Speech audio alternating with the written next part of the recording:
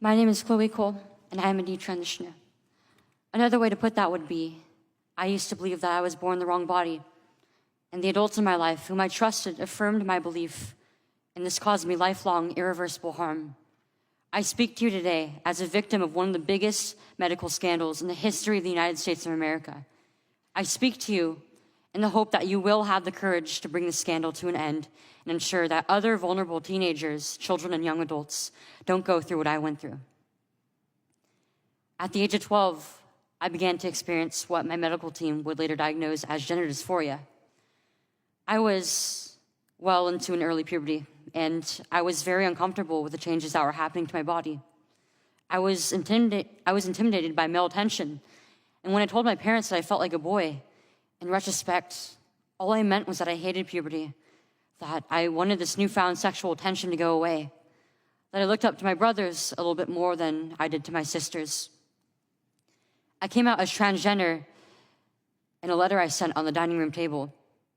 My parents were immediately concerned. They felt like they needed to get outside help from medical professionals, but this proved to be a mistake. It immediately set our entire family down a path of ideologically motivated deceit and coercion.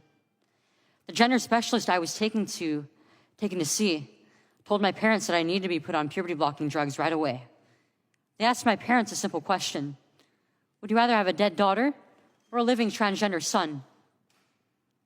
The choice was enough for my parents to let their guard down, and in retrospect, I can't blame them. This was the moment that we all became victims of so-called gender-affirming care. I was fast-tracked onto puberty blockers and then testosterone. The resulting menopausal-like hot flashes made focusing on school impossible. I still get joint pains and weird pops in my back, but they were far worse when I was on the blockers. A month later, when I was 13, I had my first testosterone injection. It's caused permanent changes to my body. My voice will forever be deeper, my jawline sharper, my nose longer, my bone structure permanently masculinized, my Adam's apple more prominent, my fertility unknown. I look in the mirror sometimes and I feel like a monster. I had a double mastectomy at 15. They tested my amputated breast for cancer. And I was cancer-free, of course. I was perfectly healthy. There was nothing wrong with my still developing body or my breasts, other than that, as an insecure teenage girl, I felt awkward about it. After my breasts were taken away from me, the tissue was incinerated. Before I was able to legally drive, I had a huge part of my future womanhood taken from me. I will never be able to breastfeed. I struggle to look at myself in the mirror at times. I still struggle to this day with sexual dysfunction. And I have massive scars across my chest. And the skin grafts that they took of my nipples are weeping fluid today. And they were grafted into a more masculine positioning, they said. After surgery, my grades in school plummeted. Everything that I went through did nothing to address my underlying mental health issues that I had. And my doctors, with their theories on gender, thought that all my problems would go away as soon as I was surgically transformed into something that vaguely resembled a boy. Their theories were wrong. The drugs and surgeries changed my body, but they did not and could not change the basic reality that I am and forever will be a female. When my specialist first told my parents that they could have a dead daughter or a live transgender son, I wasn't suicidal. I was a happy child who struggled because she was different. However, at 16, after my surgery, I did become suicidal. I'm doing better now. But my parents almost got the dead daughter promised to them by my doctors. My doctors had almost created the very nightmare they said they were trying to avoid. So what message do I want to bring to American teenagers and their families? I didn't need to be lied to.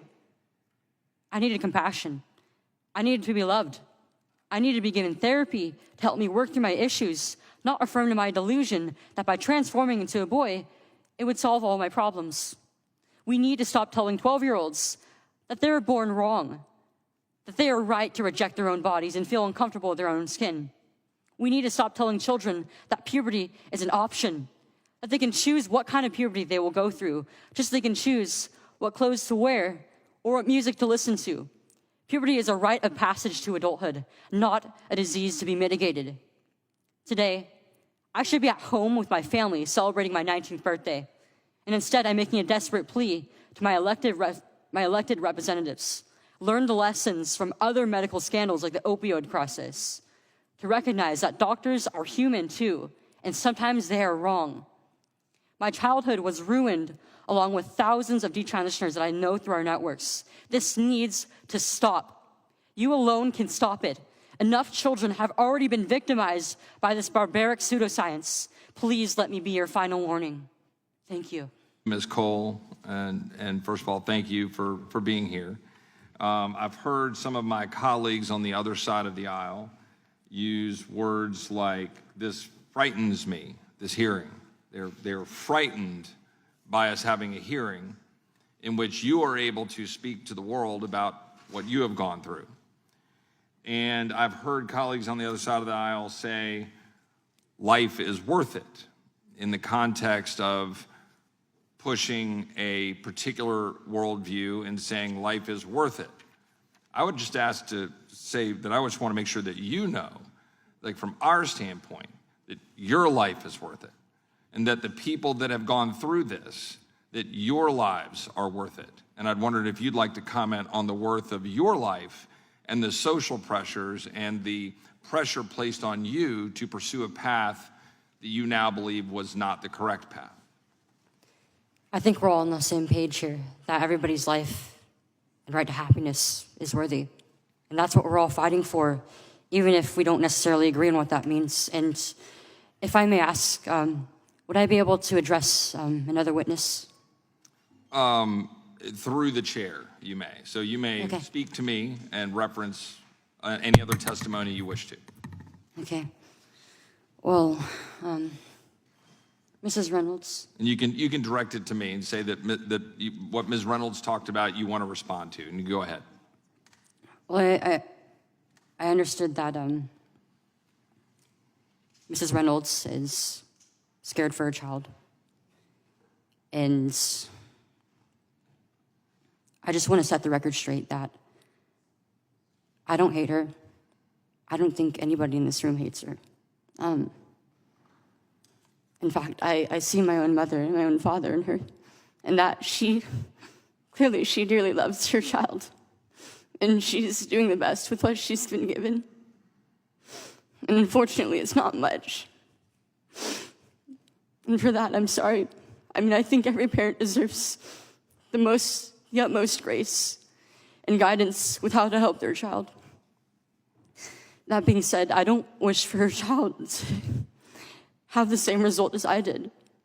I don't wish for anybody to regret transition or to detransition, because it's incredibly difficult. It comes with its own difficulties, and it's not easy. And I hope that her child gets to have a happy and fulfilling adulthood, however that may look like. Well, thank you for that, Ms. Cole. I think it was heartfelt, and I know that a number of us share your view. One last question as my time is winding down. Do you believe that the American healthcare system failed you? On every single level. Thank My you. doctors and systemically. Thank you for being here. I yield back. Thank you. The gentleman yields back.